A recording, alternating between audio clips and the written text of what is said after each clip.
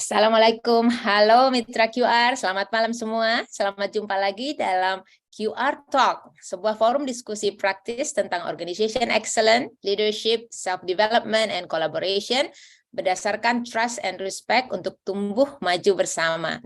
Perkenalkan, saya Nurleli Susetio dari Quality Resources Coaching sebagai host merangkap panelis diskusi malam ini. Sesi malam ini adalah sesi nomor 3 ya dalam rangkaian QR Talk Global Webinar Series dengan tajuk Becoming Future Ready Organization, di mana topik malam ini adalah Future Competencies and Skills. Untuk itu bersama kita telah hadir beberapa narasumber yang luar biasa, yang sangat-sangat piawai dan berpengalaman panjang di bidangnya masing-masing untuk membantu kita atau membawa kita dalam diskusi yang pastinya seru sekali ya. Nah, diskusi malam ini akan dipandu oleh moderator kita yang juga luar biasa, yaitu Mr. Taranjit Singh. Welcome Mr. Taranjit. Mr. Taranjit based on Kuala Lumpur, beliau adalah CEO Quantum Step Advisory yang adalah Quality Resources Consultant Partner ya, yang berbasis di KL, Kuala Lumpur. Taranjit adalah konsultan senior yang memiliki pengalaman 25 tahun plus, ya, more than 25 years of experience, membantu big corporation di Asia Pasifik dan Central Asia, termasuk dalam Human Capital Advisory dan Business Transformation. Mr. Taranjit adalah ICF Certified Master Coach dengan more than 5,000 jam hours ya, lebih dari 5.000 jam coaching, juga adalah co-founder tech startup 𝑳𝒆𝒂𝒅𝒆𝒓 ya, di KL juga, dan global advocate untuk �L.E.A.D.E.R Foundation, sebuah yayasan humanitarian. Beliau adalah penyandang gelar MBA dari UK dan Master Laws dari Australia, serta honors degree in Chartered Management Institute, Computer Science in Law dari UK. Harus menyontek nih saya baca ya. Mr. Taranjit adalah Chair of the Regional Board Malaysia of Chartered Management Institute UK since October 2020. Okay, let's welcome Mr. Taranjit. Mr. Taranjit, all the time is yours. Thank you, Nurleli. Thank you. Excuse me. So I'm going to do a little bit of Bahasa as well as English. I minta izin for us to do this, if it's okay. So first of all, I would like to welcome all of you. Welcome all of you for the 3rd episode of the global webinar series that focuses on becoming a future-ready organization. Today, as Ibu Nurleli has stated, our focus will be on future competencies and skills. And there has been several months now since a level of normality has returned to business. Tapi ini ada normal kata. We are still experiencing the COVID-19 pandemic, and that is still being experienced head-on. Businesses sekarang are being forced untuk terubah the way they are working, the way they operate, and the way they manage processes and their people. Leaders and managers have to re-evaluate and reconsider how best to re-energize dengan re-engage their talent. Now it's becoming even more exciting, tuan-tuan dan puan-puan. Why? Because we now have work from home. We have work remotely. We have hybrid. We have work from anywhere. Mana-mana you nak kerja, you boleh kerja. Tapi the question now comes in is, what does this now mean for the employee, but more critically, apa ialah masalah untuk organisasi sekarang? Employees now have to review their work-life balances. Ini ialah work-life balance atau work-life integration?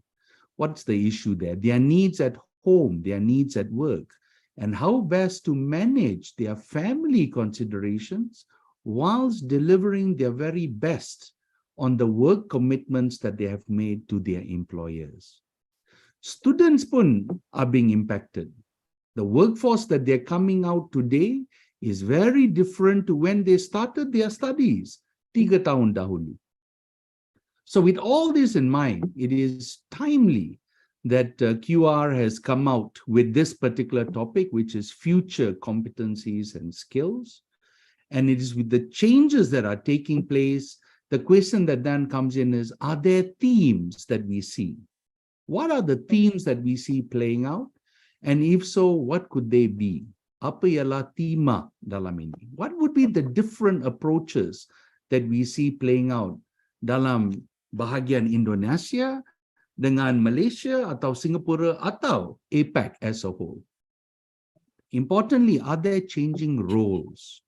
Are there changing jobs that are coming to the organization? And if so, what are the different requirements of these jobs will look like? What are the demands of these jobs? So, tuan-tuan dan puan-puan, there are a variety of questions that we see playing out. And to better help us understand this particular exciting area, we have three eminent panelists.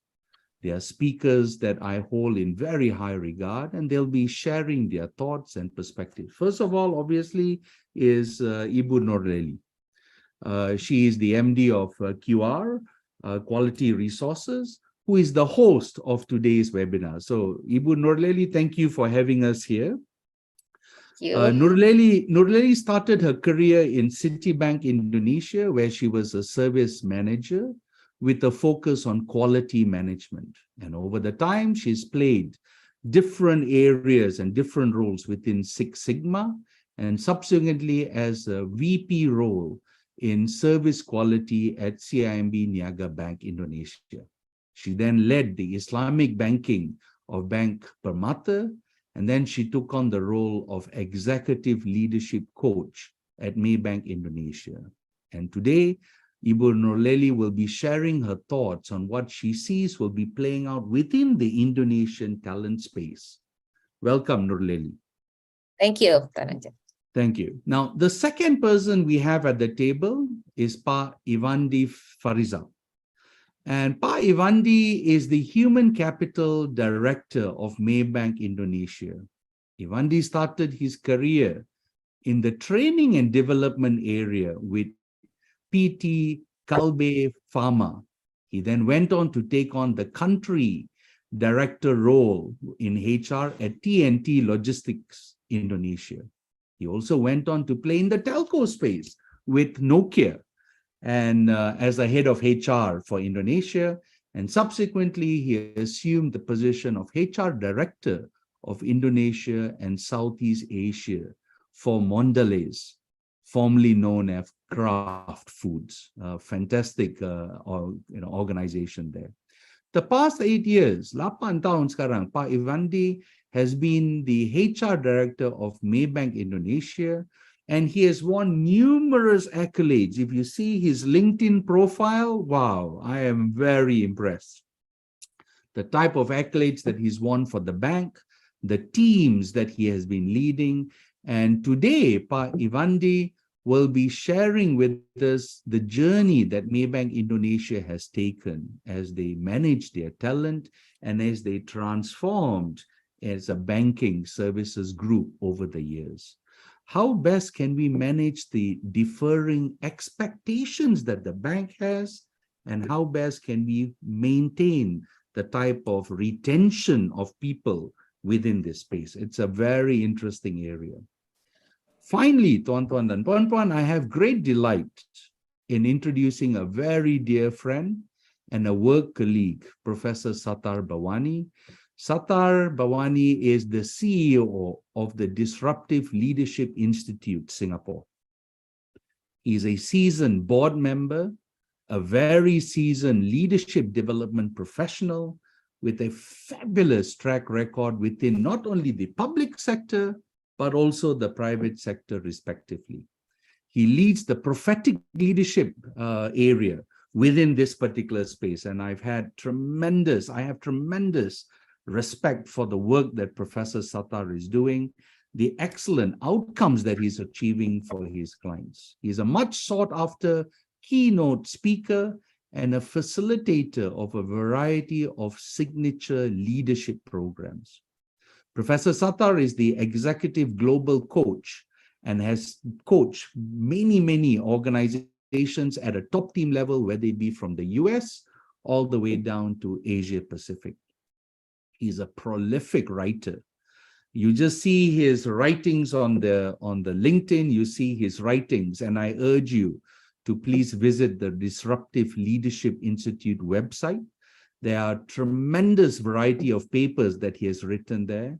But not only papers, he's also a noted author. He has written several books entitled Leadership in Disruptive Times, entitled Transforming the Next Generation of Leaders for IR4, and his most recent book will be published very soon. It's entitled Leadership in Disruptive Times, Negotiating the New Balance.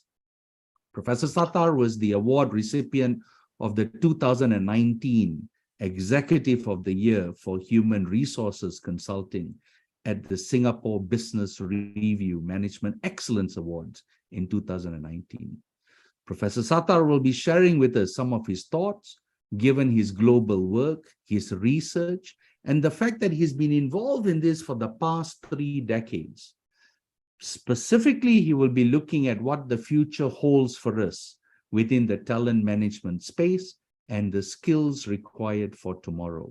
And it is with great delight I now have 3 fantastic speakers for you at the table today to share their thoughts, their experiences, but more importantly, what does the future look like for tomorrow? I would like to take this opportunity to make this an interactive session. It's not just a content download. The speakers, I have requested the speakers to keep it brief, but what I would like to do is hear from you and how we can interact with the speakers respectively about the things that matter most to you. I hope that is all right. And more importantly, for us to share our thoughts and opinions with each other. Before we start, I would like to welcome all the 3 speakers to the table, Professor Sattar, Pak Irandi, as well as Ibu Nurleli. And I would also like to welcome all of you to the table for us to take pukul gambar, like they say in Bahasa Malaysia. Nurleli, would it be okay for us to take a photograph whilst everybody is here? Sure, yes, it would be great. Excellent. Let's take a photograph first, and then we'll start the process. Okay. Tell us when we are supposed to smile. Okay, I'll count to 3. Okay. 1, 2, 3. Cheers. Yeah. Okay. Excellent. Yeah. Excellent. We've got everyone at the table? Yes? Yep. Super. All right. I would like to start this with Nurleli. Ibu Nurleli, please welcome to the table. I would like to hear your views about what's playing in the Indonesian market, specifically within the talent space. I know you are very established in the work that you do, in understanding the themes. Let's start it off with some of the themes that you see playing out. Nurleli, over to you. Okay, thank you, Taranjit. Good evening, Professor Sattar. Selamat malam, Pak Rifandi. It's great to have you here with us. Okay, Taranjit, you asked a very interesting question, and also give a very good introduction to our session tonight.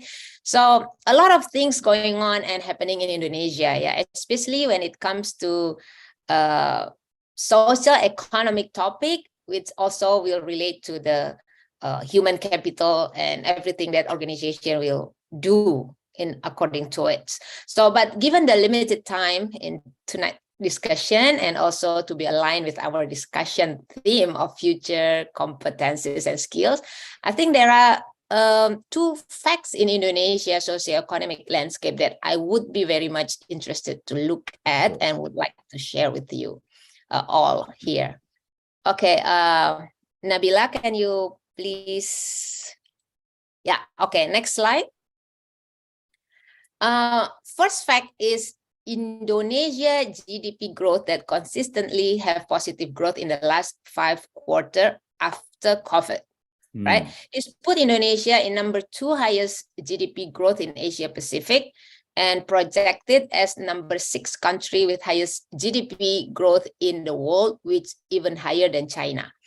So if we see geographically contributor, even with different level, the positive trend is happen across the country. So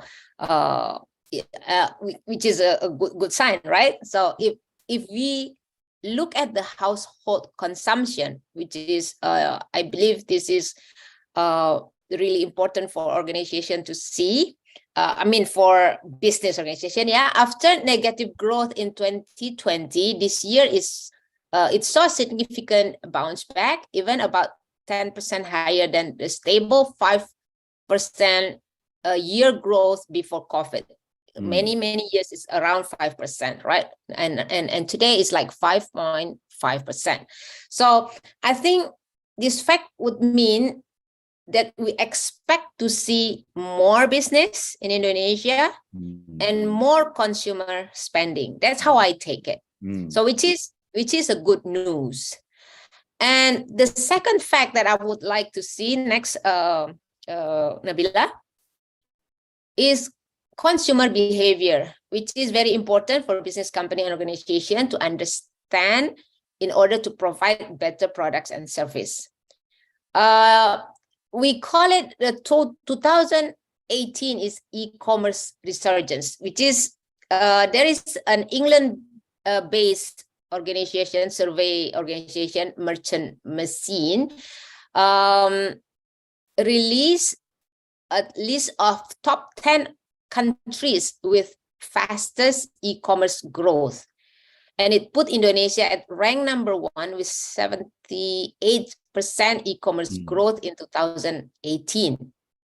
The trend has put Indonesia market at the same level and at some point at the same market competition with other countries that are more developed, like US maybe, which already started the trend maybe 15, 20 years ago. Yes. So it said the fact that Indonesia had 100 million internet users become one of the defining power that forced the growth. So in that year, average online shopping spending had achieved a $250 per person, or equal to, for now, exchange rates maybe around 4 million rupiah per person, which is less than 10% of total spending in a year. And most consumer use online shopping for travel, you know, like flight ticket and hotel, and follow with fashion product and health and beauty cosmetic product.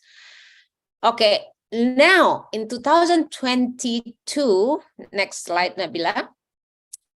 A survey conducted by Jakpat, an Indonesian-based surveyor on the e-commerce consumer behavior, where there's a lot of survey out there, but I see the figures almost the same, you know, similar. And the consumer behavior in 2020 first half saw even steeper trend on online purchasing. The fact that 370 million mobile connection users in Indonesia, which mean almost 70% mobile connection users have more than one mobile connection.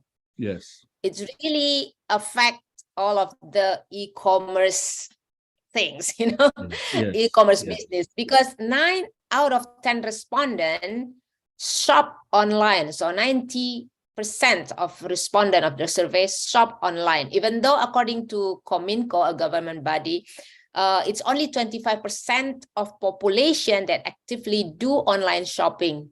And it is still a very huge number. Yes. And online shopping behavior is almost equal across generation and geographic. You know, you see that Gen Z, millennials, of course, the main shopper now because of their age and their needs and everything. But if you see the Gen X is also doing the online shopping. So interesting thing is that in terms of socioeconomic status, online shopping are done by all levels including those on the lower level, even though, it's a little bit much lower numbers on the lower level income shopper, but it is understood because maybe the online shopping is not for all for the essential, so it can be understood. And according to another survey released in Compass newspaper, August 2022, total spending on online shop has reached $70 billion into 2021. Wow. Triple from 2018 and projected to reach to $105 billion in 2025. So this is a very, very huge phenomenon, I think, Yes. that will affect business greatly. Yes. Next, Nabila. So if you see, the Indonesians spend 30% of their living costs through online shopping. And the product they buy online are almost everything now compared to before in 2018, Yes. from travel, fashion, gadget, healthcare, even home and living. So there is also no boundaries on shopping time. They shop 24 hours. Yes. And most people, 56% of them shop in the evening. Yes. And they always compare the product they tend to buy from multiple shop and even platform before doing actual purchase. So, the competition is very, very, very high here. Yes. So my take in this is that, what does this all tell us? Yes. So I think Indonesia, as our discussion, is growing rapidly, and our area of focus is internet commerce, e-commerce, which is growing exponentially.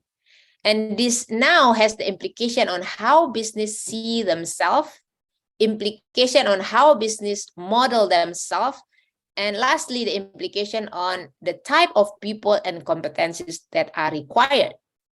It sounds like there are people that are required from critical thinking that can solve problems. It is not new, but now we are talking about a very different work environment. So the question is that I have, next slide, Nabila. What is the competencies organization needs to develop now and what to maintain? And how much and how fast organizations need to adjust their business model to address consumer needs? What is the strategy to obtain the required competencies? Because, it's I believe it's a lot of companies hiring because they cannot fulfill the job that need to be fulfilled. And also that what is the model that really affect and can come to the market as fast as they can to address these needs? So I think that's a big question from me, Taranjit. I hope I don't take so much time. No. So back to you. Thank you. So there are a couple of things here, Nurleli, that is coming out. The first thing is around the changing demands that we are seeing from the net, and we are experiencing that in Malaysia as well, Lazada or Shopee or whatever the deal is. But you've raised a very good point around how does this now look like from a talent strategy side? How are we now going to address this? And I think this sets up a very nice play for Pak Irandi to come to the table and share with us some thoughts that he has from a Maybank side. So, Pak Irandi, may I invite you to the table to share your thoughts? Sure. And what exactly is Maybank doing? I mean, it's an amazing bank. I personally currently am a consumer banker of Maybank. They are also my enterprise related, and I've had a long history with it. And you've seen how Maybank has moved from a traditional retail bank to now, online Maybank to you and what have you. Share with us your thoughts, Pak Irandi. Yeah, I think Elaine Buleli actually already give us a perfect perspective on the change of customer behavior, right? Yeah. If you don't mind, maybe I also can share my slide, yeah? Yeah. To make it easy for us to discuss. Sorry. Okay, yes. And yeah, it's very perfect to say that a change of customer behavior, yeah, like Bu Nurleli mentioned, it's not about the Grab or whatever, Gojek or in Indonesia, for example, or Uber before kill the taxi conventional. It's not about Airbnb kill the 𝒂𝒂𝒅 group, for example, or Ibis, whatever. It's not about Shopee and Lazada or Indonesia Tokopedia kill the retail shop, for example. But because there is a change of customer behavior, the same like the bank. Yes. Why we have now digital bank? Why we have now a digital solution for the bank? Because there is a new customer behavior. The new customer behavior created while, like for example, Grab, Gojek, GoCar, for example, or Airbnb can address well what they new need, right? The same like digital. For example, like today, Karanjit, in Maybank, Maybank Indonesia, yeah, 90% of the banking transaction came from digital today in Maybank Indonesia. Only 9% after the bank. The bank means the brands. Okay, you can imagine for the whole transaction can be solved already by digital. Okay, okay. So this because why? Because with the new technology, yeah, you know, can see, and the technology advance make this possible, but as well make a good pressure from the COVID-19 while everything is cashless, everything is brandless. Yeah, you don't need to go to anywhere. Okay, you can go do a transaction from everywhere. That's technology advancement. Then absolutely there is impact as well for evolution of business landscape because the competitive totally different, correct? The competitive business totally different. So that's what we need. In my bank, we call this a lot of futurization. We talk about workforce because in reality, yeah, we now our millennial already in the leadership level. Okay. Yes. While the centennial, I call it Gen Z centennial, already starting to enter the employment. Okay. Yes. New level. Yeah. Okay. And we can now, like you mentioned, can work from anywhere. Okay. Now we work with machine. We need as well new competencies. If not, you know that in Indonesia we call it gagap technology. We don't know how to operate everything correct and the system, for example. A lot of robotic, for example. Now in Maybank Indonesia, we introduce a lot of robotic process automation, for example. Not really the robot one, but a lot of process automation process. Okay. Yes. We now new name, we call it artificial intelligence, machine learning. You know, that's everything go there. That's work style futurization. Everything we in Maybank, for example, Indonesia, we can predict who can exit, for example, who can make the acquisition for the bank, because we already have some data with the, for example, 3 years data, 1,000 data. We know the algorithm, or this potentially with this category of the algorithm, people potential to leave, for example. Okay, that's in the past is not cannot make it. Now that based on that, Taranjit, we need totally new future competencies. Absolutely, future competencies to address our future-proof organization. Maybe you call it a future-ready organization, correct? But that's what we need. We need absolutely yes. We call this in my bank digital awareness. We need, for example, to understand the customer's need. In my bank, we call this human-centered design. Okay, yeah, we know how to make it our mobile banking, for example. Not just digital, but to understand what they painful from the customer. You are Taranjit from a customer Maybank group. Thank you for that. But we try to understand what you painful when you open our mobile banking. What you don't like it. Okay, for example, and then we address to solve it. Just human-centered design, for example. How we learn from data, you know, to make decision. We understand the segment, new segment. We cannot just push all product to all customers. We must understand this is the segment of, we call the silver age, golden age. This is young professional, totally different than that's what we call this data analytics, correct? Data analytics. Okay. And then as well as agility, we understand about the future communication. Maybe I can explain you later on the future competencies in Maybank. But in reality, Charanjit, it is not easy. Not easy. Yeah.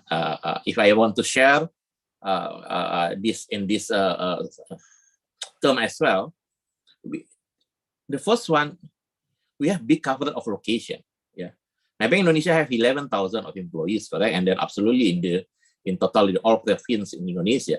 So how to ensure, not in Jakarta, but people, for example, in the corner of archipelagos there, also the same rhythm, correct? To understand about futurization and as well as new technology. Absolutely, maybe the portion not similar with Jakarta or the big city, but absolutely they must align as well, correct? They cannot be alone outsider there, for example, in the corner of island, for example. Yes. That's the first one. Yeah, it's not easy. And then absolutely as well, because always talk about the future, correct? And then this is like paradox, correct? Future or BAU, business as usual. Yep. I don't think we need it now. We still need to focus for the short term, correct? Yeah. But on the side, hey, let's prepare for the future. Yeah. No urgency lah. We're still okay with this, but you know that suddenly it's happened in Nokia. I'm the alumni of Nokia. Yeah, I really know what happened in Nokia, for example. While you reject to make it what's called Android, for example. Okay, and the silo thinking. Silo thinking meaning this technology, this is only for IT, digital thing. Not I'm human capital, I'm risk management, I'm legal. Oh, maybe I don't need it. Maybe just silo thinking. I call it Tai Chi methodology, correct? You push to everybody. Okay. And the other one is challenge as well, knowledge and implementation. You know, a lot of knowledge there we can learn, but how to implement that in the business? Not just knowledge. Knowledge you can easily to take from YouTube, whatever, the speaker, whatever. But to make this impacted to the business and then make it real life, we need time, correct? And then execution issue. And then the last one, in my experience in my Bank Indonesia, Charanjit and all audience here, this is just something new, and then absolutely we need to align to implementation.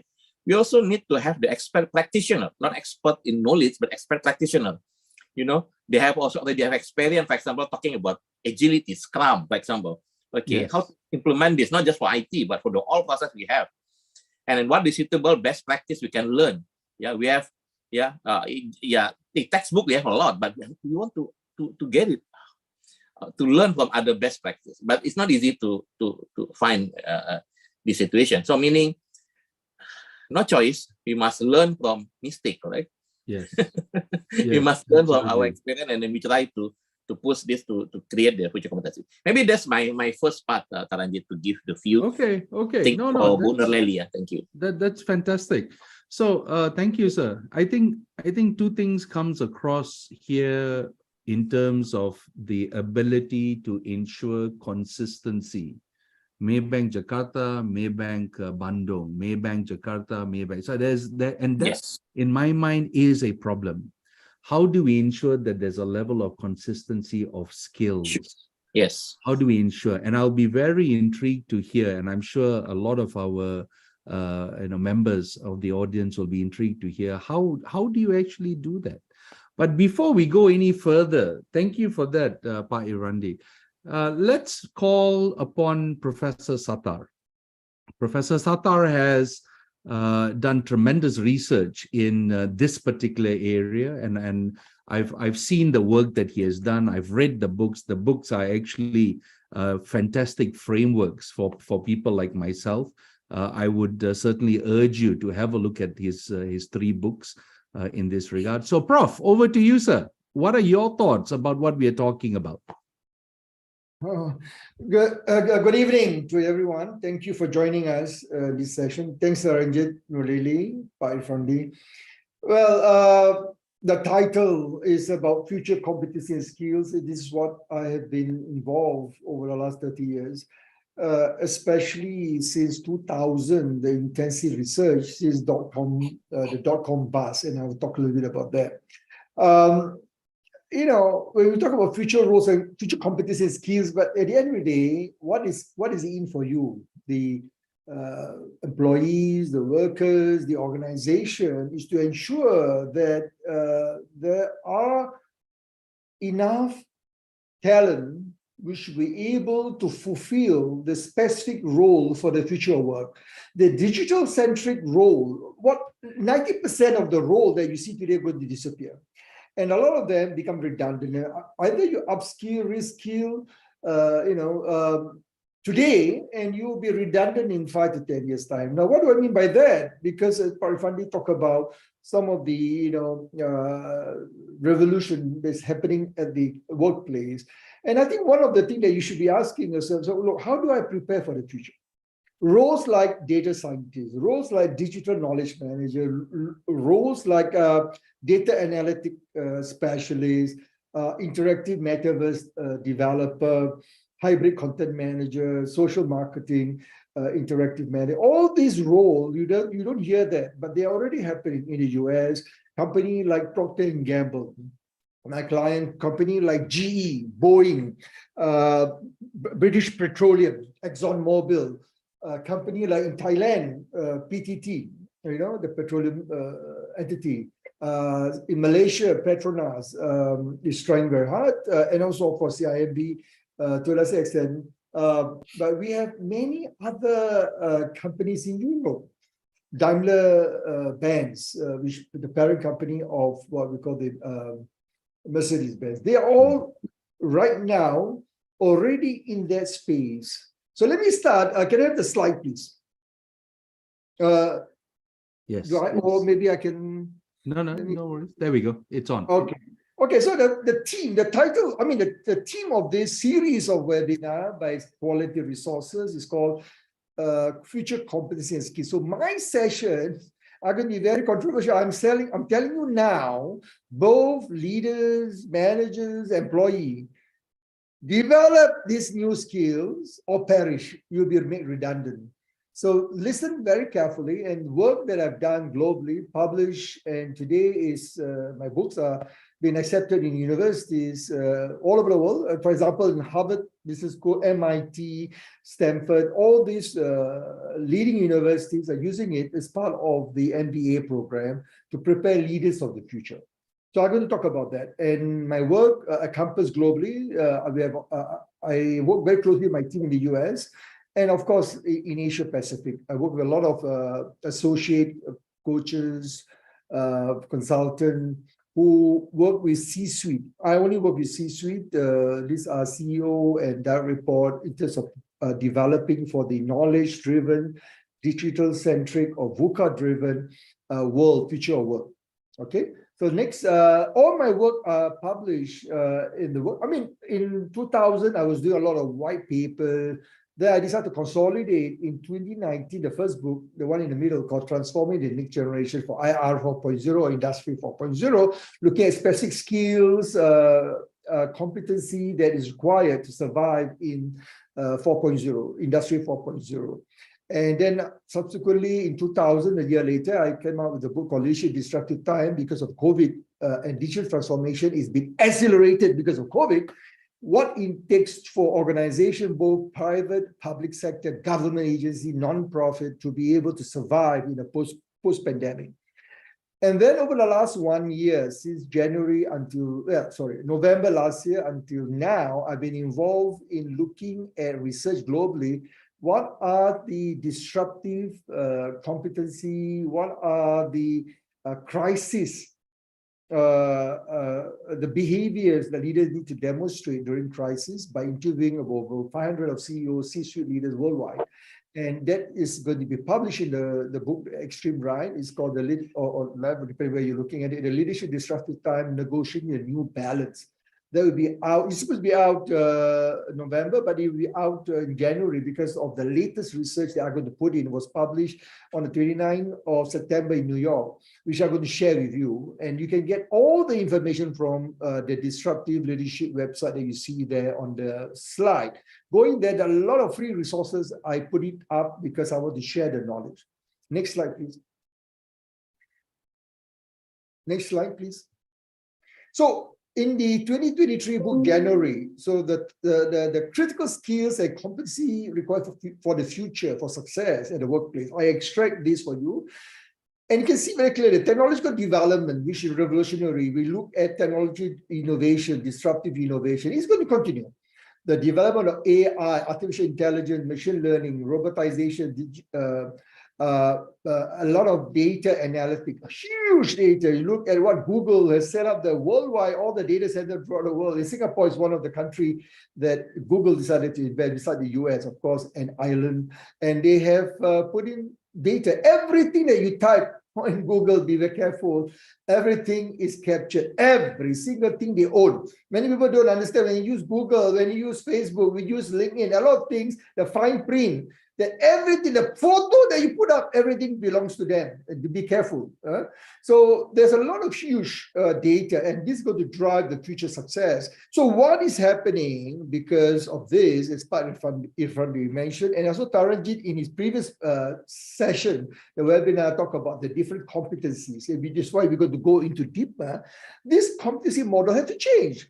And the critical skills for success in future in our research include cognitive readiness, suite of competency. Again, go to my website, you want to get papers, white papers, about what is cognitive readiness. Google using it. So Google is our client in the US, our partner client, EDA. We are training Google, NASA, CIA, how to think critically, how to solve problems, how to develop disruptive innovation through design thinking, how to be able to develop digital-centric, our client, Microsoft, Starbucks, which you can get in my 2020 book, all the case studies, how they transform. So the key question I'm going to ask you is this. Look at your own organization. If all the employees, leaders, managers in your organization, does it have the capacity, I repeat, even at the board level, this morning I was at a board session talking about the future of the workplace, what are some of the board's role. And I'm very sad to say many board members are not aware or do not know. There's what we call the knowing-doing gap. They know they read, they know what is it. But when I ask them, what are you going to do? Most of them are not able to articulate, and of course, oh, this is the CEO role, this is the management, senior management role. I said, no, it's your responsibility as board member to drive, to give strategic insight, to see, have governance oversight, and you work with the senior management, the CEO in particular, to implement this future strategy. So remember, don't pass the buck and leave it to the CEO. The board member had to do it. The CEO had to implement it, and the C-suite had to work with the CEO as part of the core team, what we call co-leadership team, to implement. Next slide, please. So there's a very interesting research is publicly available by the World Economic Forum. So every year, almost every year, except COVID, I think they stopped 1 year, but every year they publish what would they predict based on research worldwide. They interview global leader, thought leader, they interview practitioner. What are the skills? So from 2015, they have been doing this interview. So 2020, 2015, 2025, then 2030. So you look at the skills, is becoming more and more digital-centric, and it has a lot of complexity. In other words,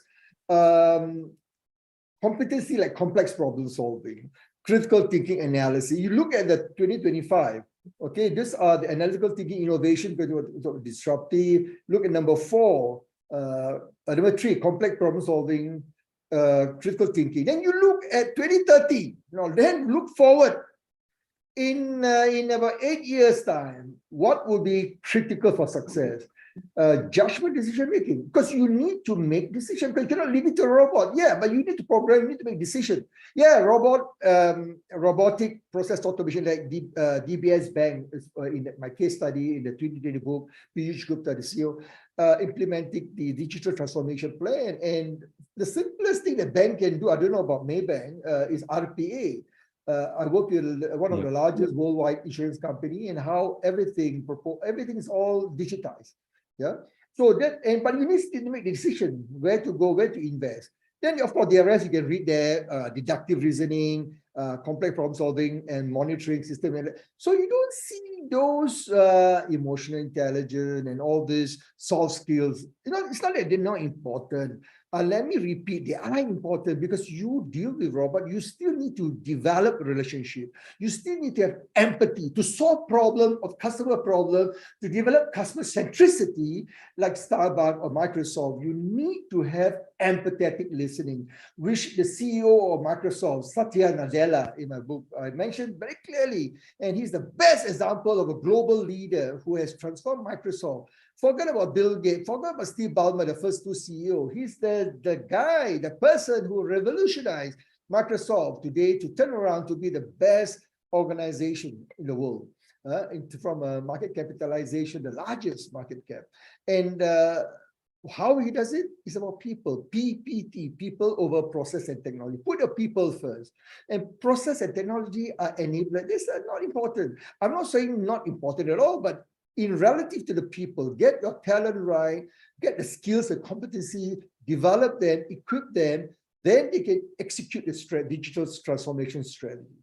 Next slide, please.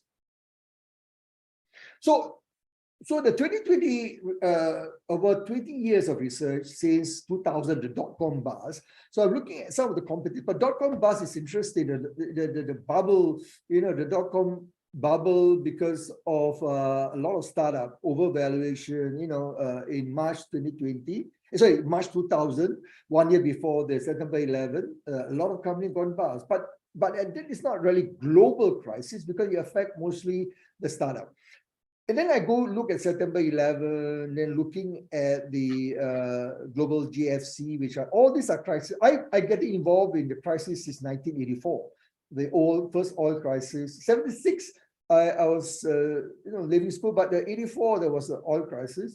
And then in 97, 98, the Asian financial crisis, I was involved. I was with Hay Group.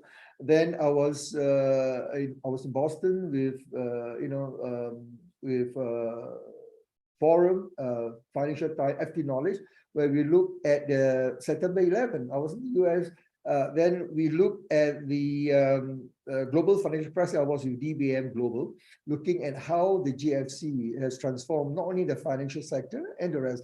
And of course, after that, you have SARS. You have SARS. Then you have SARS before the GFC, and then you have the COVID-19, which is the last 2 years. And all this consolidate in my book, and I talk about what are the competencies to survive in the future. It's all got to do with agility, innovation-driven, disruptive mentality. Number one, the most important, you need to disrupt your mentality. During the COVID-19, I was so disappointed with a lot of leaders, both political, government, business, NGO. The most common word that you hear is called unpredictable, unexpected. I said, rubbish. If you have a disruptive mentality, if you have heard Bill Gates in 2015, you have studied what George Bush, as the panel looked at the crisis of Ebola and how the pandemic, a lot of things are put forward, but a lot of companies are not implementing it. So now we learn the hard way. Look at COVID, and then what do you do? Got to justify their position. Oh, sorry, there's nothing we can do. And I always, challenge them in worldwide. When I talk during the COVID, I was not traveling, but virtually traveling in Africa, Europe, Asia, China, Russia, all over, talking about what you should have done. And that is not on hindsight, but I have been talking about this disruptive competency. You can go and get the abstract from my book. The next slide, please. And then we look at the cognitive reading. I'm going to focus on which Google, our client in US, and in the 2023 book, you can see there at the bottom, the reference is going to be a case study of Google. So Google culture is based on disruptive innovation. They have products like, probably you're not familiar in US, Google Fiber. You probably hear about the wearable, device, the Google spectacle. Probably the most common thing, you probably use the Google search the engine, and they have Google Translate. It's a wonderful tool. Please go and look for Google Translate, Bahasa Indonesia to English or English to Bahasa Indonesia or vice versa. And what I like about Google, and they have developed this organizational culture where they allow people to experiment. Experimentation is very important as part of the digital transformation about the digital-centric culture. So what they do is allow employees to have time out. We call it a time out to develop. They take about 20% of the time. Okay, you do anything you want that interests you, but ideally that would have value to the organization and you can apply. And that is to do that, they need cognitive readiness. Again, I won't go to detail. My website has all the description, the paper, the article. So there's mental connection, attentional control, because there's so many chaos. There's so many things happening as Peter Senge talked about, thrive in chaos. And the environment, the VUCA-driven, or VUCAD, I call it VUCAD, volatility, uncertainty, complexity, ambiguity, and disruptive environment for the last 20 years means that you need to be focused, mindfulness, and the rest you can read, sense making, connecting the dots, problem solving. In some of them, communication is very important. All this you can see aligned to WEF. But we do our own independent research with EDA Executive Development Associate over the last 20 years. I'm work with the EDA, and we publish that. And you can see that in my new book. Next slide, please. All these are in the work from the website you can get. Now, this is the latest, which is going to be published in the book.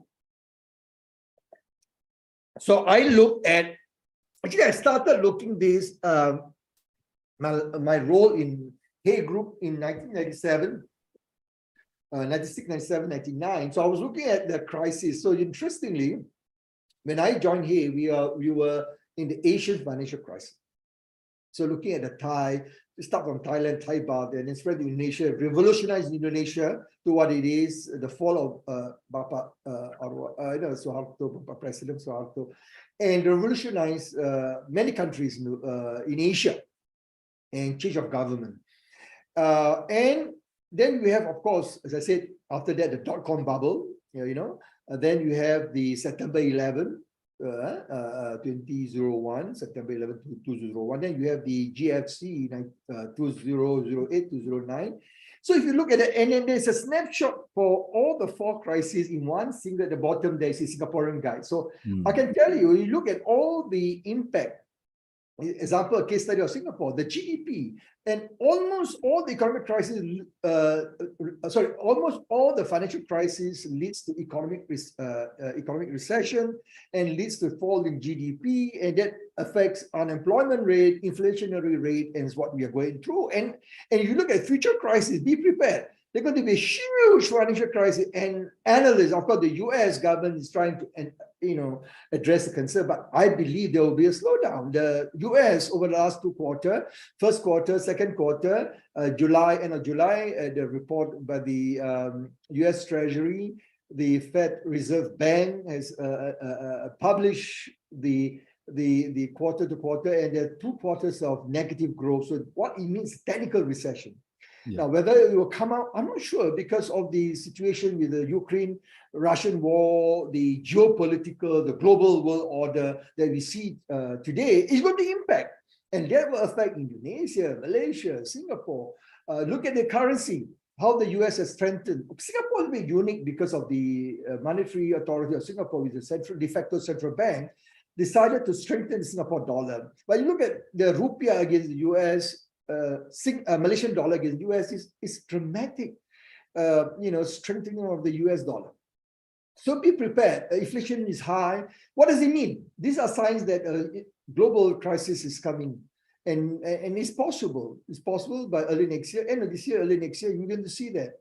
And there's a trend. Then I'm not worried about SARS. I'm not worried about SARS. I'm not worried about COVID.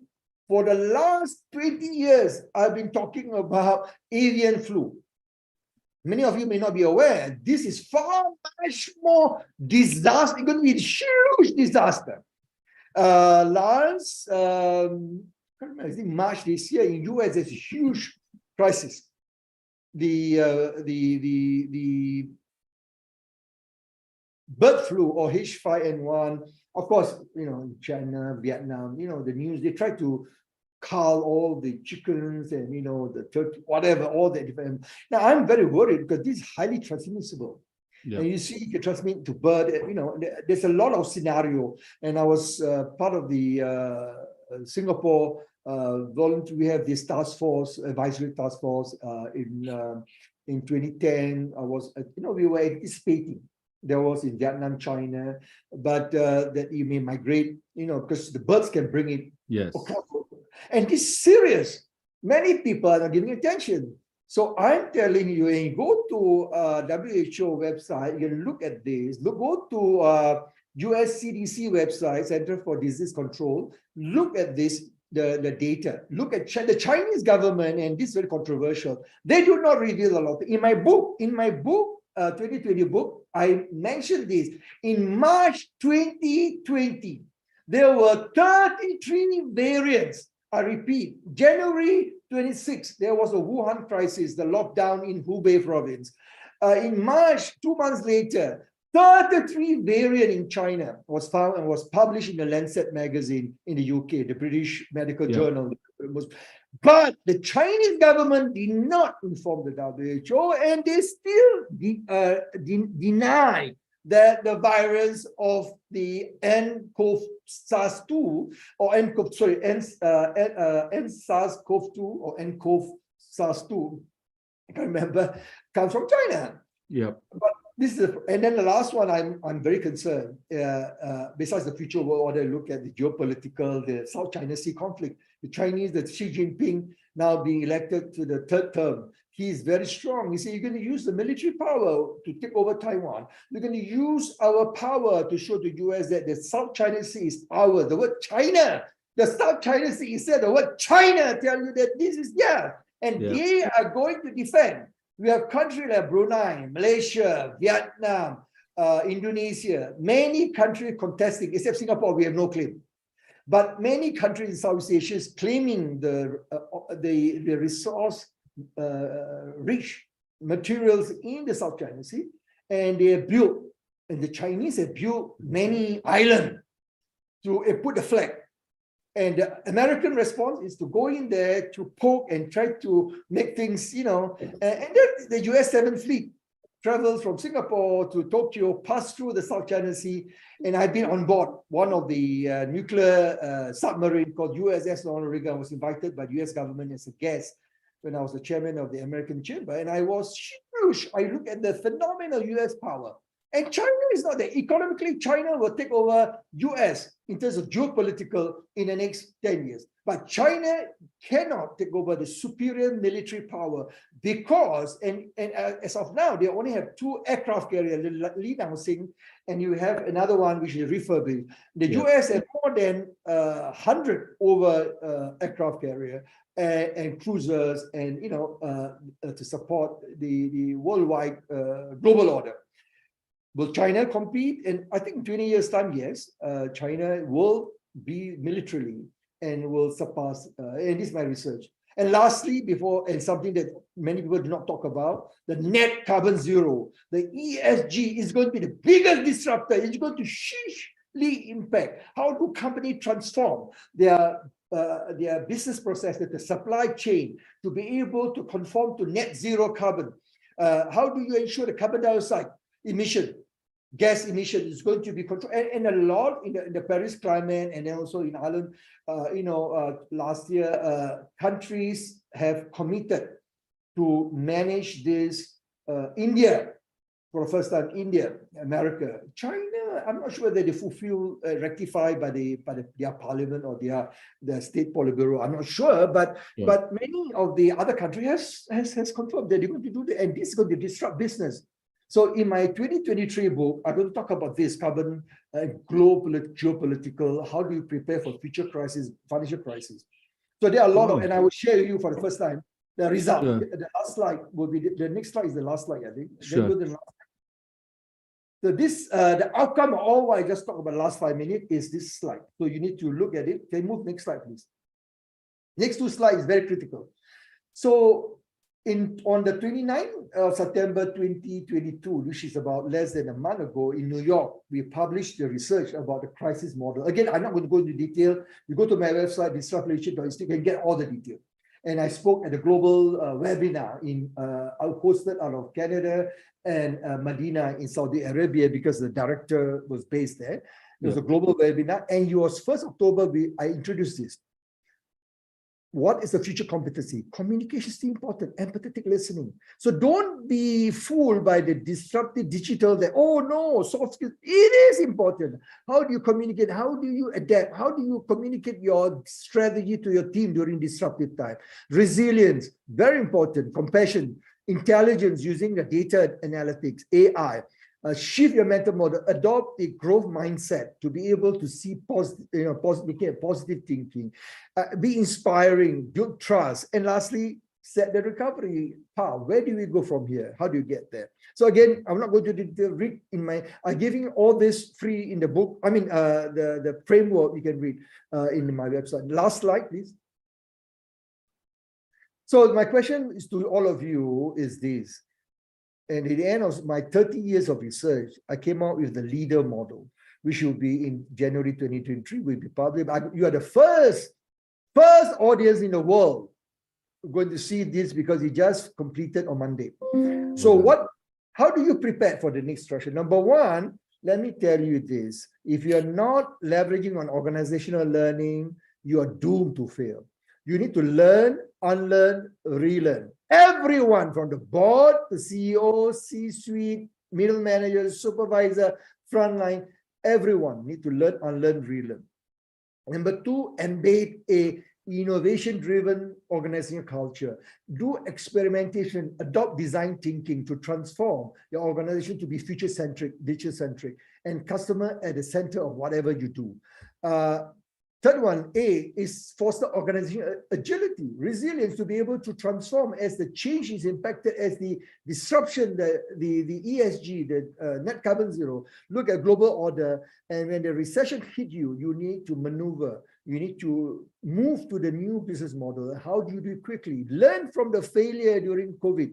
Number four, decisive in a VUCA-driven business challenges. How do you be more agile in a disruptive, volatility, uncertainty, complexity, ambiguous business environment?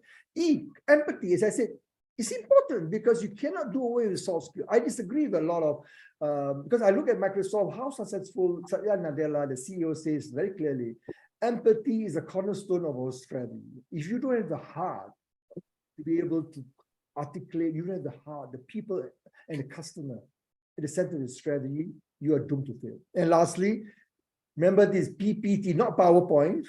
PPT is putting people over processes and technology.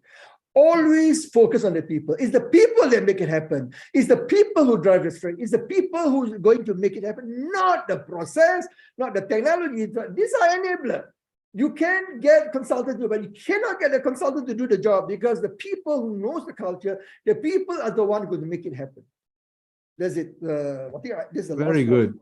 Very good. Very, very good. Thank you. Thank you, Professor Sattar. Now that I think a little bit longer time. Yeah. Okay. No. That's absolutely brilliant. I like the things that you've raised around the WEF approach, about their complexity thought process. I think that's absolutely brilliant. Yeah, I remember you presented that in your Yes, I did. Yes, I did. But I think what is also critical is, and I would like some thoughts here from the audience, and we are already getting some views here. Nabila, if you could just help coordinate this, please, I'll be really grateful. But allow me to start setting the context for the audience. One is there a very different thought process, a very different complexity of role that we are seeing today that was not there before? And I would like to think that, yes, there is.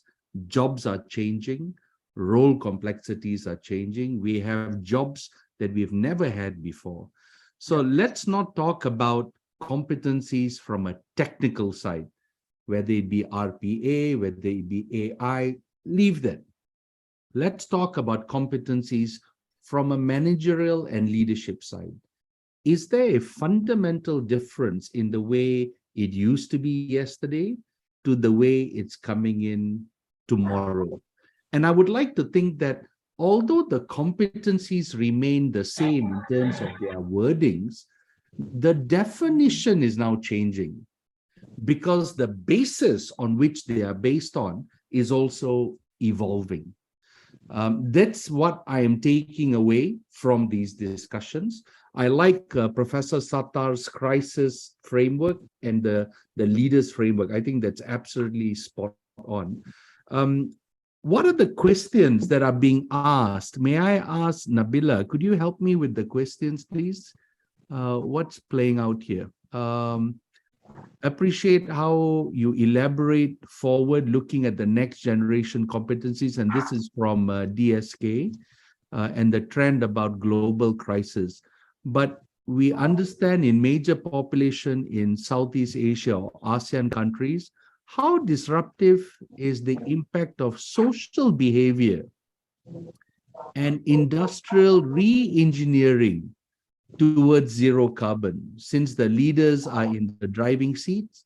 What are your thoughts on this, Professor Sattar, in the way to impact the current thinking of current generations to allow and align to the future shape of the organization in general? So we're talking about social behavior and industrial re-engineering vis-a-vis zero carbon. Prof. Sattar, your thoughts here, sir?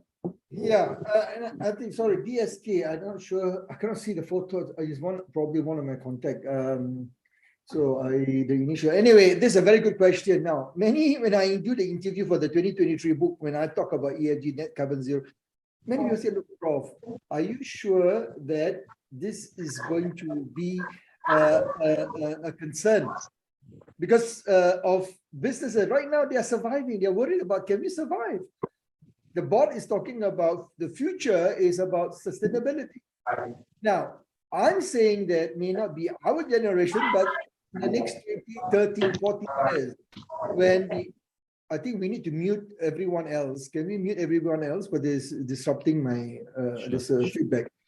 What is happening? We can see two things. One is the younger folks, the Gen Z, those born between 1994 to 2015, they are more, and also Gen Y as well, those born 1980 to 1993, 94.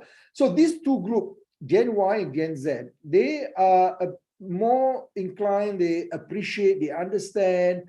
You look at Greta Thunberg, the young girl from Sweden, you know, the what we call the influencing the global agenda, you know, appearing in all the worldwide, you know, forum on climate change. Now, let me tell you this, a lot of, I'm very sorry to say this, many business CEO, and I talk about, Prof, it's not, right now, maybe a future CEO, they are saying, wrong.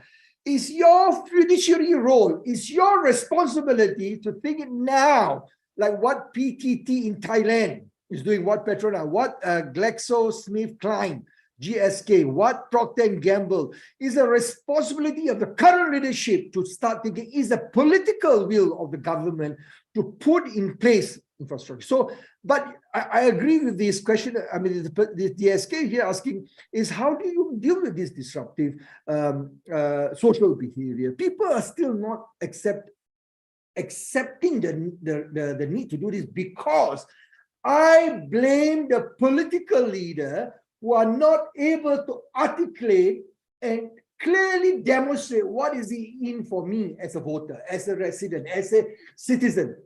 I don't see why. Why do I need to do this? Because they fail to do that. They fail to articulate. And business leader and board member, I hope this morning I was at the Singapore Institute of Directors, the board convention. We're talking about the role of board members. And one of the biggest problems the board, they like to delegate to CEO. No, never mind. They want to take the fat, you know, director's fee. They want to get all the perks. But when it comes to about all these big, huge challenges, they will rather quietly put it aside and let the CEO have. Yes. So the answer at this point, I agree with the questioner that we're going to have a big problem. But I think in the government, the NGOs, the businesses, the Chamber of Commerce, all come together to be able to work cohesively, collaboratively, articulate. What does it mean? Why? It's our future, our children, grandchildren future. I'm concerned. Yeah. Look at the carbon net carbon goal. That is aspirational right now. But we have to start somewhere. But if you don't do it now, you don't develop the strategy now, you're going to be doomed to fail. And look at this case, my book, 2020, talk about PPT, the Thailand Petroleum Company. It's a great example. Yes. It's a great example. They make it simple. I will provide that link if you want. Or the case study will come out in January. Yeah, sorry, Karan. No. And I think, Professor Sattar for presidency, man. I swear to you, I love it. I love the passion that you bring to the table. A lot of government prime ministers or ministers, when I talk to them, government agency, they are not able to take it. No. Yeah. And I completely agree with you, and I'm equally passionate because of the sense of the lack of accountability for a longer term. To be fair, they're running to their short-term requirements because they are only around for 5 years. It's not a longer term. But let's not go down that path. There is a good question here for Pa Irandi. As a regional bank, how does Maybank articulate the culture for your future leader in the organization, given all that is playing out? Pa Irandi, your thoughts, sir? Yes. First of all, thank you, Prof. Sattar. A lot of insight we got. I'm a practitioner, but I connect directly with your research-based finding. Thank you, Pa. Thank you. Yes.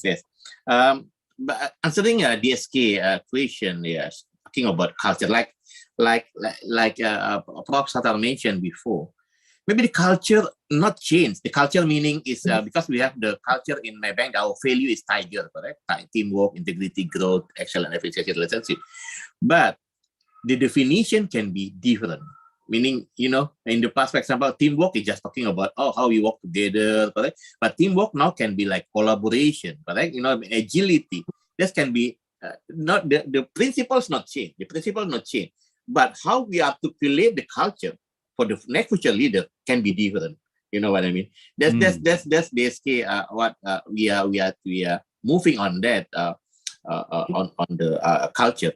So that's my view. Maybe Prof. Sattar can also have your view.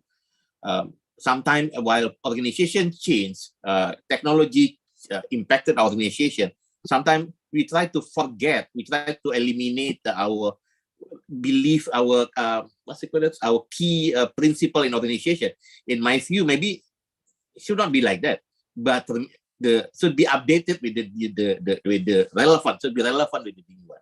That's my view, DSK. Thank you. Okay, good. And I think if I may just request you to share very quickly your thoughts around how do you align those skills and competencies between different parts of the organization, Jakarta, Bandung, different parts of. So what is the 2 or 3 things that you've done, Pa Irandi, to ensure that there's this commonality of these skills? Taranjit, I think we must clear the process of the transformation journey, correct? It cannot be suddenly to be immediately the new format. Yes. Yeah, we cannot make any change without people aware. So we should start with awareness level first. How to create the burning platform. We need to change. We need to disrupt, correct? That could be through maybe the campaign, continually training, maybe the board should be taught, should be benchmark to others. That's the level of the awareness. Then after that we go to acceptance level. Acceptance level, absolutely we try to go for the training. Okay, when we create something, what is in it for me? Because people never want to change if they don't understand what's meaning for me. But is it for me? This we need to understand, correct?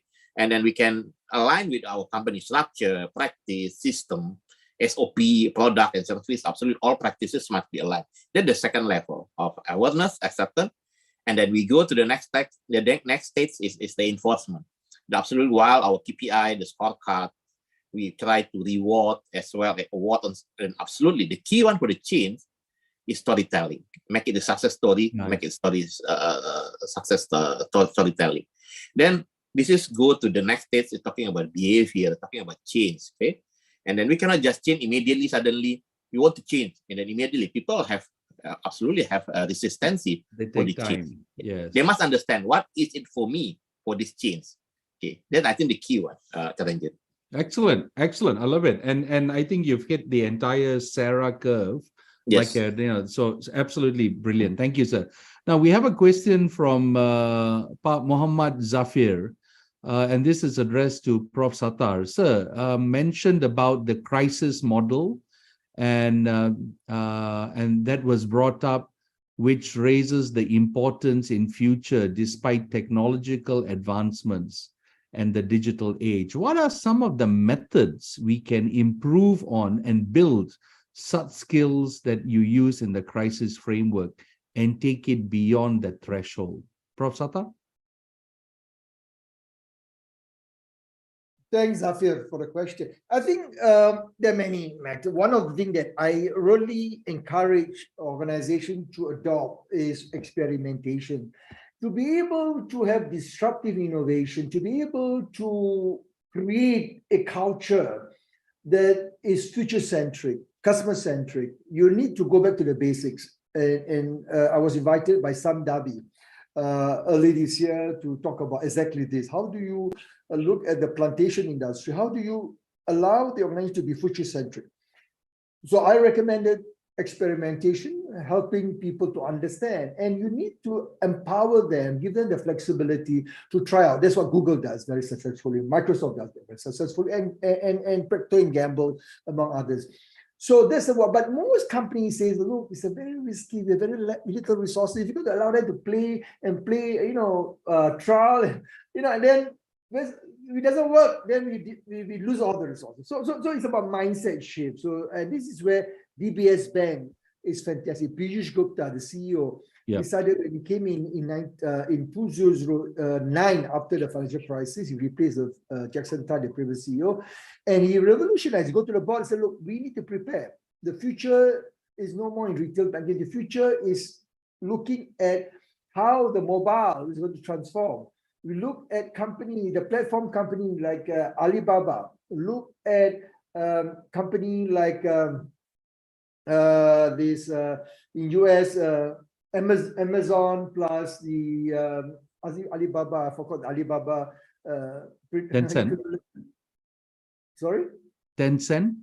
No, in US. Oh, in the US. eBay. eBay. So what he does, he says, okay, look, to transform the culture, to get people to understand, look, we need to change the culture, the mindset. So what he came out with is very interesting. He talked about DBS Bank, leave more, bank less. Means you want the power to do this in your hands, in your mobile phone, in your hand. You don't need to queue up for the bank. You need to have innovation as a cornerstone of your strategy. How do you have sandbox? How do you have trial? How do you have experimentation? Then he make data-driven AI as cornerstone of the decision-making portfolio. Then you have collaboration against the partners, and they have trust based between the business and the functional HR, IT with the business people. Then you have disruptive mentality in coming up with new solutions, and of course, agility and flexibility. So these are some of the ways in which you can make breakthrough success, and these are proven. But the problem, you have to start somewhere. Remember, it's about PPT. Always put your people over process technology. If you don't do that, that's why a lot of banks fail. In US, the best bank, JP Morgan, is investment banking. Jamie Dimon, the CEO, has been, of course, investment banker are different from corporate banking, retail banking, but but the approach is the same, focusing on the high talent. In JP Morgan, they invest a lot on the high potential, future talent. No, rightly or wrongly, oh, why only 10% of the population here? But that's the future. You need to invest on the right people in the right seat for the right role in the right bus to drive the strategy. Yep. If you don't have the right driver for the strategy, you're going to go to the cliff and you're going to doom to fail. Agreed. So that's a cornerstone of talent management. Agreed. Agreed. Thank you.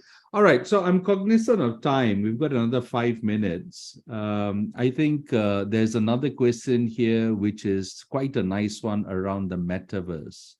I'm not addressing anyone in particular, Pak Irandi or Nurleli. Can someone explain the impact of the metaverse impacting work conditions and its people? So let me take it a little bit more. Does it really apply to us right now in Southeast Asia, this type of an environment of the metaverse? Pak Irandi, your thoughts, sir? Yeah, I think we must be careful. Yeah, you just hype. Yeah, absolutely, you can anticipate, but again, this is not just talking about the fashion mode. The new thinking, the new approach, we should look at from innovative side, and then we look at from the new way of our communication, something like that. And then for us in Maybank Indonesia, actually we are approaching this for example, mostly for the training activity. For example, how people can imagine directly with the 3D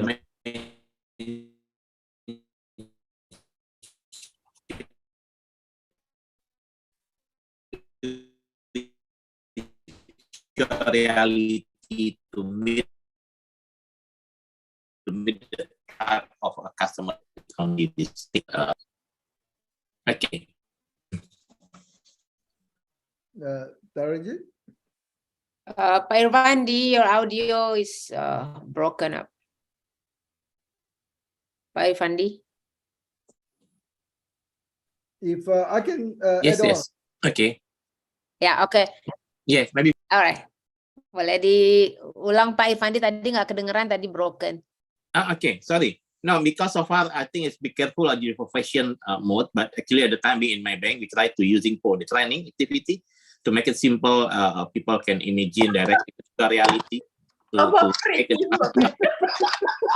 visual and to imagine directly what happened in what happened in the real situation. That's what we try to start first for metaverse, because for the bank is absolutely. We still limit this in my view, but I don't know, maybe Prof. Satar can give up some insight, but mostly at the time being for the training activity. Yeah, no, I think is real, is impacting all businesses, particularly the B2C.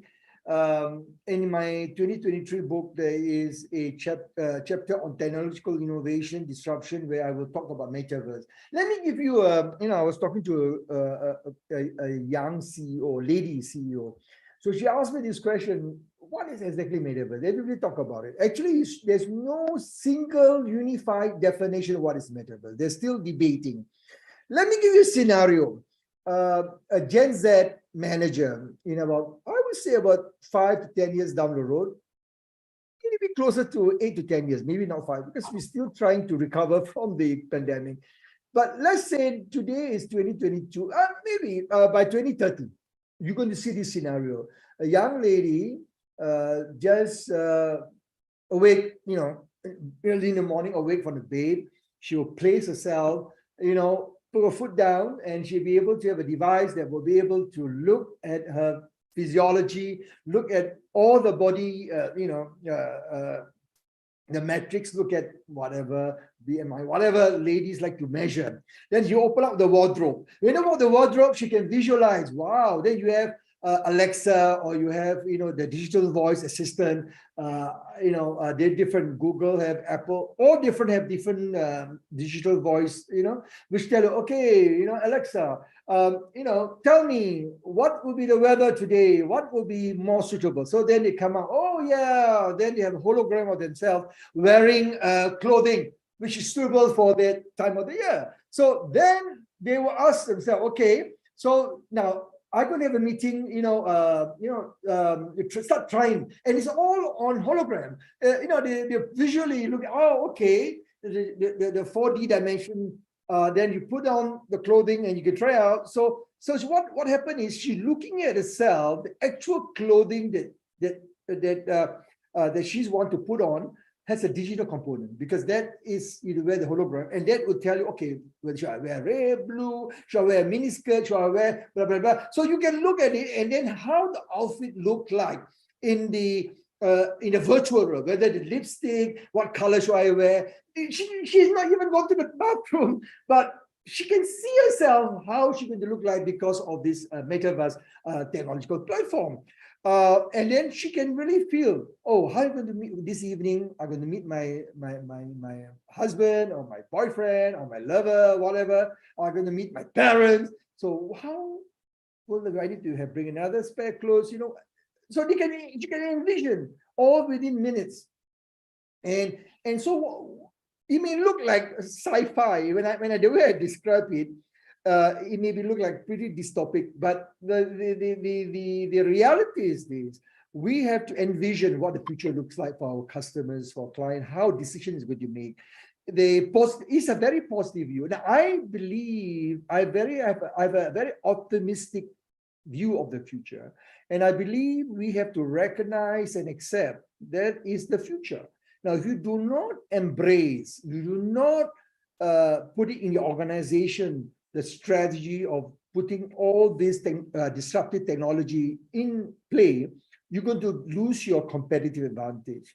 So this is, last word I want to say is that metaverse is all about how do you embrace, augment the digital content experience to make things easier fulfilling for the customer, make them feel more connected to their loved one, to make it more productive at work, making them happy. So you have productivity where people are happy, that increase the employee engagement, that relates to productivity and relates to profitability at the end of the day, which is the purpose of any organization. So it is what is in for me, what is in for the organization, what is in for the society. So this is real. Let me tell you, better wake up. A lot of companies don't know what the hell it is. But I'm telling you, I'll be talking about that in my 2023 book. And I'm telling you, now is the time. Company like Boeing is already doing that. Company like, I think the consumer good Procter & Gamble, and there is the Walmart is experimenting that. Microsoft, Starbucks, there is this company in UK. It's a retail chain called Tesco. I don't know if you heard of them, Tesco. They are doing it. So let me tell you, in Asia, when I talk about it, Prof, you are sci-fi, this is fiction. I said, rubbish. If you don't pay attention to this, let me tell you, you're going to be doomed. In banking, in Asia, I don't see anyone apart from they are not seen. I'm not seen. There are a lot of bank, DBS is experimenting it. Bank of Fuji in Japan, the Sumitomo MBFC, Mitsubishi Fuji Bank of MBFC or something like that. They are doing it. Yeah. So you have to be prepared, Taranjit. This is reality, not science fiction. Sorry, if I disagree that you may not implement, but you need to start now. The board, start with the board, the CEO, they need to understand the C-suite. HR role is to get them ready to understand this is the future. Give them, equip them the skill. Start with very basic, fundamental about understanding what does it mean, how can it impact your business. That's a HR role, no longer a technical. HR role is very strategic business partnering, looking at the future strategy, advise the board. HR should be sitting on the board. HR should have a seat on the board with the CFO and the CEO. Three roles that must be on the board. And that's what the late Jack Welch, who passed away early this year, he says that the CFO and the CHRO are the quarterbacks. You need to have them to support the CEO. Any CEO, even the best CEO who has the best water degree in finance, cannot make independent decisions without having the best CFO, without the best CHRO. Now, I'm not saying the rest are important. Don't misunderstand me. These two roles will remain important. and they have to play a strategic business partnering role. And this is what HR missed the point. When I talk about this, I'm very direct, very candid, and I told HR, most of you are doomed.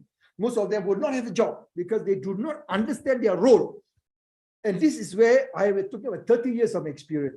Okay, Taranjit. I cannot hear you, Taranjit. I cannot hear you. Taranjit, you are mute. Yeah, I would love to continue with this, Prof. Sattar. It's a discussion that we can continue on and on. I'm cognizant of the time. According to our time, we're hitting almost 9:34. I've got one last question, and I will leave it at that, from Samir. And I would like to address this to Pa Irandi. So Samir talks about a changing requirement from organizations in terms of jobs being redefined. AI or RPA is coming into play. And as a result of which the workforce will be understandably worried. It happens to the best of us. Changing of the role, I now have an issue of how I am going to be impacted in this regard.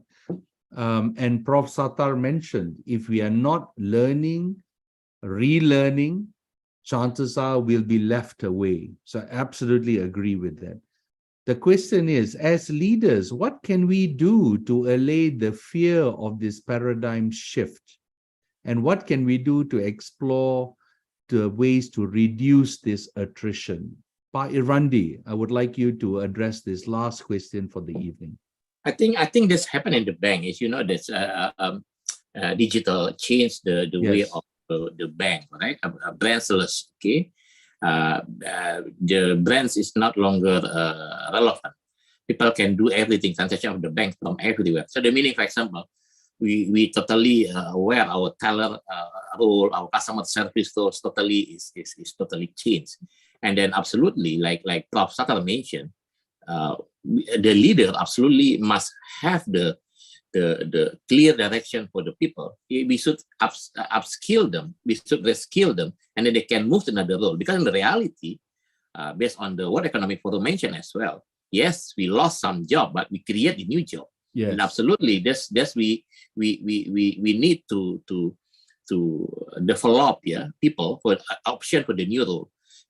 I'll give you an idea, maybe not happen in my bank, right? in my bank, give you an idea. I know the story, for example, for the toll operator for Indonesia. You know that in the past, people not pay with the e-toll, right? Using still the cash money, but suddenly you implement the e-toll. But you know that they call it pengumpul toll, the operator or the counter. They educate them, you know that, to be the programmer. Wow. Not next time, for example. So meaning this I think should we as the leader, we should open the possibility. For example, you must have the burning platform. Okay, we must change, and absolutely we create position for them. We create facility for them to upskill and reskill, and create the knowledge and support them to take the new role. That's I think this. I think that's what we have done so far. Well done. In fact, I would like to add one more point to your point, Pa Irandi. One is not only we as leaders being accountable to lift their game, but I think they as employees need to come to the table to want to grow as well. So there are two things. It takes two to play this game. And many times you also find there are some individuals who are not interested in this because they are so comfortable with the type of work that they've been doing for the last 10, 15 years. I don't want to learn anything new. I don't want to, because I'm pushing myself into areas that I've never been to before. And I think this is where it takes two to tango. Not only the organization giving you opportunities, but it is also the employees wanting to take that opportunities. And in my past consulting experiences, where individuals do not take that, it's very clear there is no place for you because the organization is moving along. And if you don't take it, I'm terribly sorry, you will not be on this journey as much as I would like to be there with you. So this is these are the counter to that. And whilst there are another 1 or 2 questions, I'm going to leave it at that.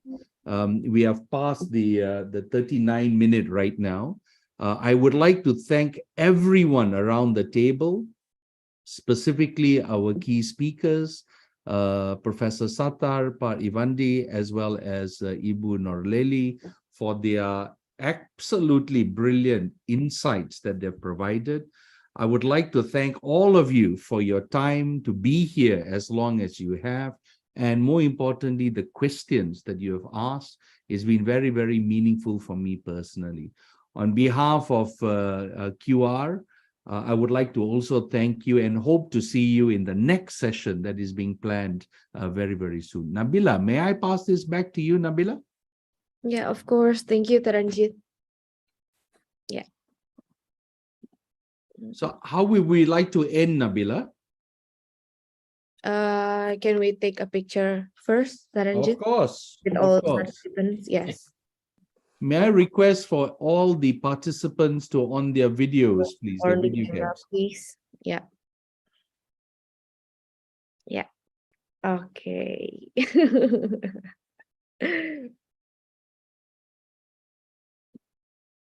Okay, I'll count to 3. 1, 2, 3. Cheers. Yeah. Okay, thank you.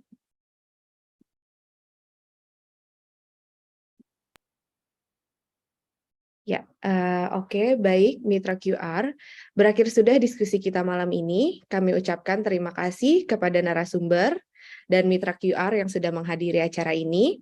Kami mohon kesediaan Mitra QR untuk dapat memberikan feedback terhadap acara QR ini melalui link pada chatroom atau scan pada layar. Mohon Mitra QR dapat mengisi form feedback dengan data lengkap agar kami dapat mengirimkan sertifikat kehadiran Mitra QR dalam QR Talk malam ini. Jangan lupa ikuti QR Talk Global Webinar Series sesi 4 yang akan dilaksanakan pada 7 Desember 2022 membahas mengenai gig economy, reward and talent management bersama narasumber yang pastinya tidak kalah luar biasa. Informasi tentang Quality Resources Coaching, Quantum Step Advisory, dan program Coach Certification, serta Institute of Disruptive Leadership bisa diakses melalui website QR atau di Kampus X atau melalui website yang tercantum pada layar. Dan jika memerlukan info lanjut, dapat menghubungi kami melalui email maupun WhatsApp yang tertera di layar. Semoga apa yang sudah dibicarakan dalam acara ini dapat menjadi ilmu baru dan penyemangat serta inspirasi untuk terus maju bagi Mitra QR. Selamat malam, selamat beristirahat. Thank you. Thank you. Thank you, Taranjit. Thank you.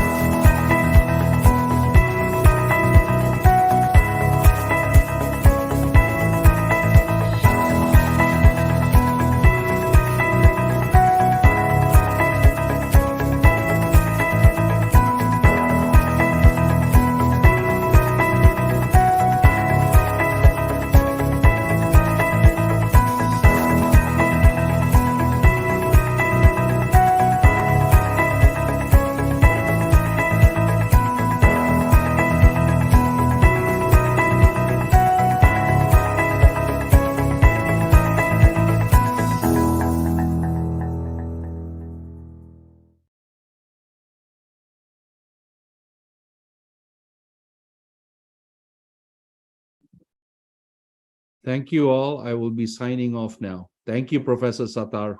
Thank you, everyone. Thank you, guys. Bye-bye.